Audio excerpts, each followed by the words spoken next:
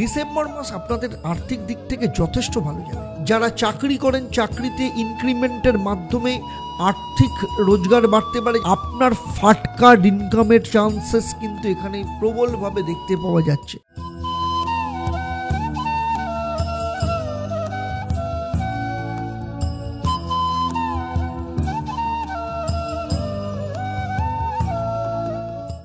নমস্কার, আমি অ্যাস্ট্রো আচার্য দেবদত্ত। দেবদর্শন পর্বে আপনাদের সবাইকে স্বাগত জানাই। আজ দেবদর্শন পর্বে আমি আলোচনা করতে চলেছি কর্কট রাশি বা লগ্নের জাতক জাতিকাদের ডিসেম্বর মাসের মাসিক রাশিফল, অর্থাৎ কেমন থাকবে ডিসেম্বর মাস, বছরের শেষ মাস। আপনাদের শরীর স্বাস্থ্য, আপনাদের আর্থিক ভাগ্য, ব্যবসা, চাকরি, ক্যারিয়ার, পড়াশোনা, প্রেম, বিবাহ, বিবাহিত জীবন, সন্তান ভাগ্য, বিদ্যা শিক্ষা, এই সমস্ত বিষয়ে আপনারা ডিটেলসে জানতে পারবেন। সেই সাথে থাকবে এই মাসে আপনাদের সফলতাকে আরও বেশি করে কাজে লাগাতে হলে কি মহা উপায় আপনারা পালন করবেন। আর থাকবে আপনাদের জন্য একটা প্রশ্ন, যারা সঠিক উত্তর দেবেন তাদের জন্য কি সারপ্রাইজ থাকবে, সেটাই পর্বে শেষেই নাই জানতে পারবেন। তাই পুরো ভিডিওটা শেষ অবধি খুব মন দিয়ে দেখবেন। দেখুন, আমার আলোচনা আপনার জন্মরাশি বা লগ্ন এবং গ্রহদের বর্তমানে যে গোচর তার উপর নির্ভর করে। কারণ জ্যোতিষশাস্ত্র অনুসারে বলা হয় আপনি কতটা ফল পাবেন সেগুলো বেশ কিছু বিষয়ের ওপর কিন্তু নির্ভর করে। যেমন আপনার জন্মছক কেমন, সেখানে নবগ্রহের অবস্থান কেমন, আপনার যে বর্তমান সময় চলছে অর্থাৎ মহাদশা, অন্তর্দশা, প্রত্যন্তর দশা চলছে, তাদের সাথে বাকি গ্রহদের রিলেশন কেমন, আপনার হাত, সেখানে রেখা, সেখানে গ্রহদের অবস্থান, হাতের গঠন, কালার, আপনি যে বাড়িতে থাকেন সেই বাড়ির বাস্তু, আপনার নাম, আপনার মোবাইল নাম্বার, আপনার সিগনেচার, এই সমস্ত কিছুর ওপর কিন্তু নির্ভর করে। তাই আমার এই আলোচনার মধ্যে দিয়ে কোথাও যদি আপনার মনে হয় যে না আমার সাথে তো মিলছে না ঠিক মতো, অনেকে লেখেন দেখেছি 1% মিলছে না, কই এতদিন ধরে আপনি যা বলছেন কোথাও মিলছে না আমার সাথে। তার ওপরে নিচে অনেকেই প্রচুর লেখা রয়েছে যে না ঠিক আছে, খুব ভালো হয়েছে, মিলেছে, ধন্যবাদ, কিন্তু কেউ কেউ লেখেন এটা। আমি জানি কেন হয়, তার কারণ হচ্ছে আমি আপনাদের প্রত্যেককে বলছি যে যদি আমার আলোচনার সাথে কোথাও আপনার জীবনের সাথে অমিল পাচ্ছেন, তাহলে জানবেন আপনার জন্মছক, আপনার বাস্তু, আপনার হাত, আপনার নাম, মোবাইল নাম্বার, সিগনেচার, এই সমস্ত বিষয়কে কিন্তু আপনার বিচার করানো ভীষণ দরকার। কারণ সেখান থেকেই জানতে পারবেন কেন আপনার জীবনে সঠিক সময় সঠিক ফলটা আপনি পাচ্ছেন না, এবং সেই ফল পাওয়ার জন্য কি প্রতিকার আপনাকে ধারণ করতে হবে। তবে চলুন দেখে নেব ডিসেম্বর মাস যখন শুরু হবে তখন আপনার জন্মরাশি বা লগ্ন সাপেক্ষে নবগ্রহের অবস্থান ঠিক এই রকম থাকবে। আমরা যদি চার্টটাকে দেখি তাহলে দেখতে পাবো এই যে কর্কট রাশি বা লগ্ন আপনার, সেখানে মঙ্গল বসে আছে। মঙ্গল নিচস্থ অবস্থায় রয়েছে, ডিসেম্বর মাসে শেষ অবধি মঙ্গল এখানেই থাকবে। আপনার তৃতীয় স্থান, পরাক্রম স্থানে, কনফিডেন্সের জায়গায়, সেখানে কেতু বসে আছে, এবং কেতু অনেক দিন ধরেই বসে আছে। 18 বছর বাদে কেতু কিন্তু আপনার তৃতীয় স্থানে প্রবেশ করেছে। কেতুরও কিন্তু কোনো জায়গার পরিবর্তন হচ্ছে না। আপনার পঞ্চম স্থান, সেখানে রবি বুধ বুধাদিত্য যোগ করেছে। যদিও 15 তারিখ রবি ধনু রাশিতে প্রবেশ করবে, অর্থাৎ আপনার ষষ্ঠ স্থানে চলে যাবে রবি। আর ষষ্ঠ স্থানে অলরেডি শুক্র বসে আছে, এবং শুক্র 28 তারিখ আপনার সপ্তম স্থানে চলে যাবে। আপনার অষ্টম স্থানে শনি নিজের ঘরে বসে আছে, এতদিন বক্রী ছিল, এখন শনি ডাইরেক্ট হয়ে গেছে। আর আপনার ভাগ্যস্থানে রাহু বসে রয়েছে, আর ভাগ্যস্থানের অধিপতি গ্রহ বৃহস্পতি আপনার একাদশ স্থান, সফলতার জায়গা বা লাভভাবে অবস্থান করছে। তো প্রথমেই দেখে নেব ডিসেম্বর মাসে আপনার শরীর স্বাস্থ্য কেমন যেতে চলেছে। দেখুন, শরীর স্বাস্থ্য নির্ভর করে হচ্ছে প্রথম ভাব, কারণ প্রথম ভাব হচ্ছে নিজেকে নির্দেশ করে, প্রথম ভাব মনের অবস্থাকে নির্দেশ করে, মনকে নির্দেশ করে, আর ষষ্ঠ ভাব নির্দেশ করে রোগকে। প্রথম ভাবের অধিপতি গ্রহ চন্দ্র, 2.5 দিন অন্তর রাশির পরিবর্তন হয়। এমনিতেই আপনাদের না মুড সুইং ভীষণ হয়। কর্কট রাশি বা লগ্নের জাতক জাতিকাদের কনসেন্ট্রেশনের অভাব ভীষণভাবে থাকে, মুড সুইং ভীষণভাবে হয়, খুব অ্যাংজাইটিতে ডিপ্রেশন বারবার চলে আসে। সেই জন্য মাসের কয়েকদিন দেখবেন খুব ভালো থাকবে মুড, আবার কয়েকদিন দেখবেন খুব খারাপ থাকবে। এমনিতেই আপনাদের সর্দি কাশি ইনফেকশন তো আপনাদের লেগেই থাকে।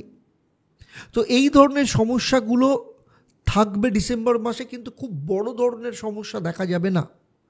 আর ষষ্ঠ স্থানের অধিপতি, ষষ্ঠ স্থান রোগকে নির্দেশ করে। ষষ্ঠ স্থানের অধিপতি গ্রহ বৃহস্পতি একাদশ স্থানে বসে আছে। এমনিতেই একাদশ স্থান কিন্তু শুভ জায়গা, যদিও বৃহস্পতির এটা শত্রুক্ষেত্র।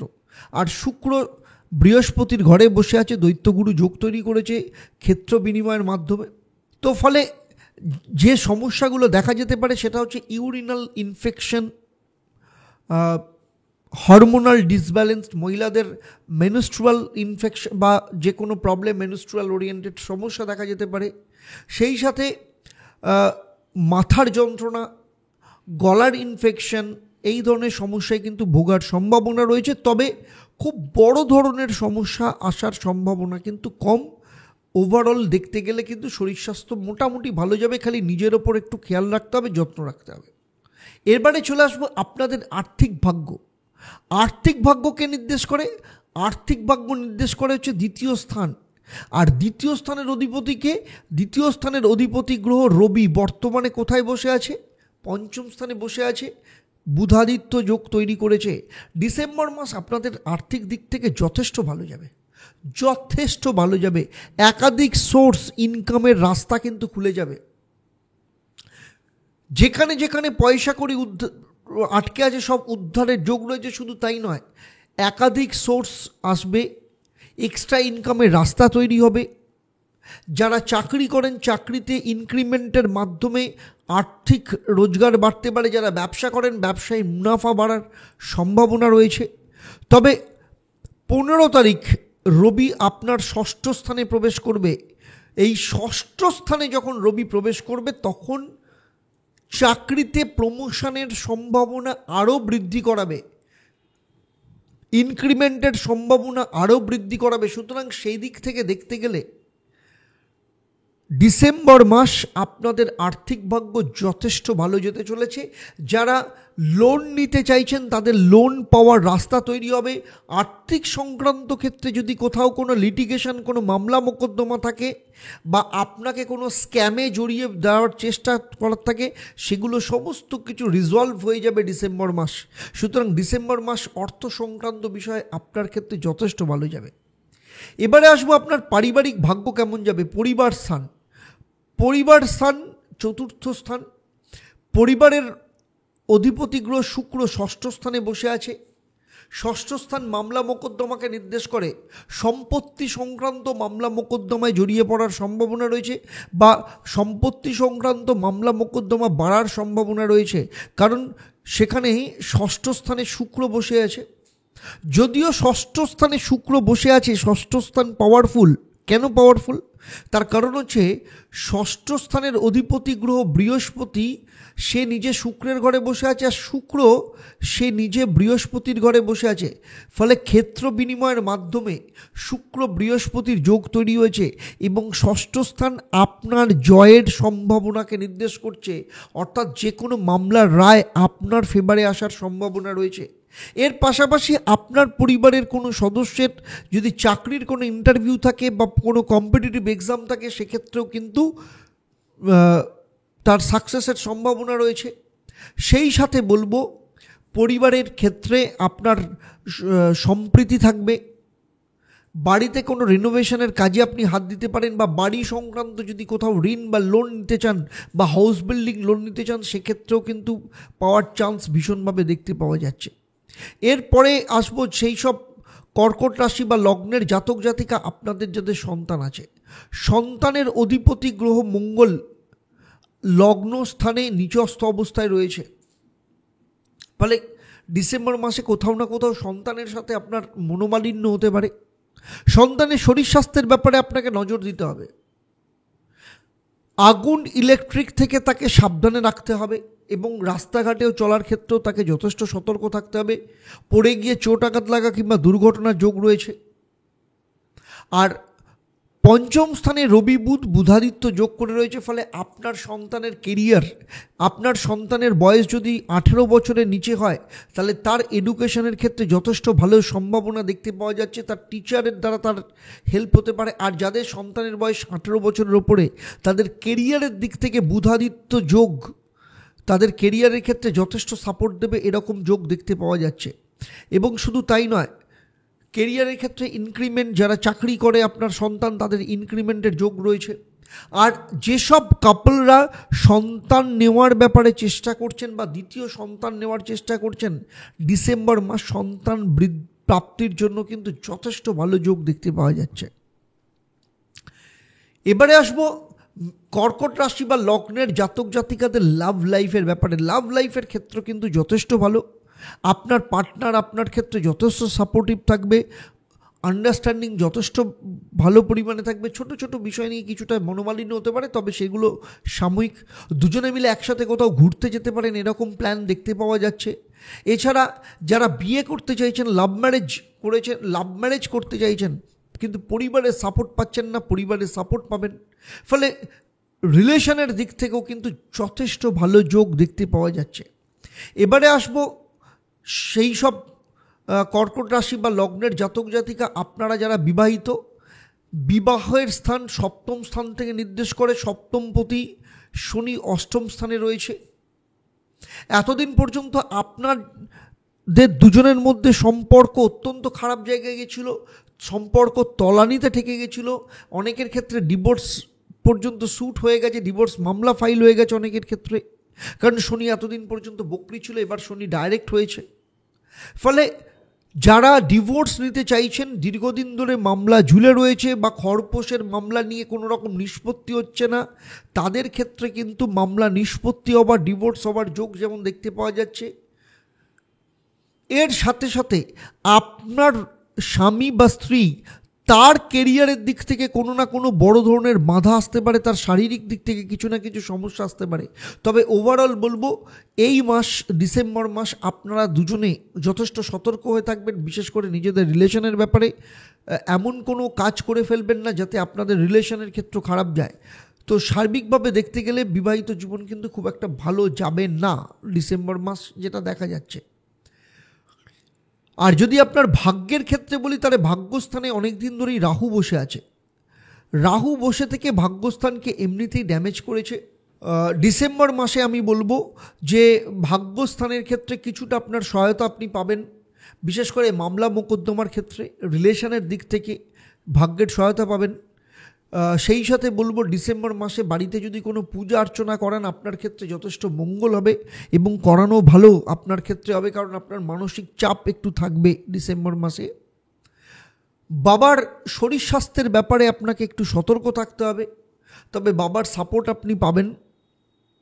উচ্চশিক্ষা যারা করতে চাইছেন, তাদের গাইড বা টিচার তাদেরকে যথেষ্ট সহযোগিতা করবে। যারা বিদেশ যেতে চাইছেন, তাদের ক্ষেত্রে আইনি যে সমস্ত সমস্যার জন্য বিদেশ যাওয়ার ক্ষেত্রে বাধা তৈরি হচ্ছিল, সেটা ভিসা হতে পারে, পাসপোর্ট হতে পারে, বা কোনো কাগজপত্র সংক্রান্ত সমস্যায় ভুগছিলেন, সেগুলো সলভ হওয়ার যোগ এখানে দেখতে পাওয়া যাচ্ছে।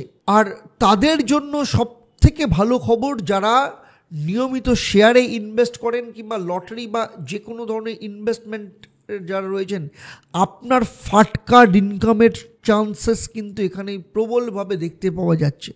সুতরাং সেদিক থেকে দেখতে গেলে ডিসেম্বর মাস ভাগ্য আপনার যথেষ্ট সাথ দেবে।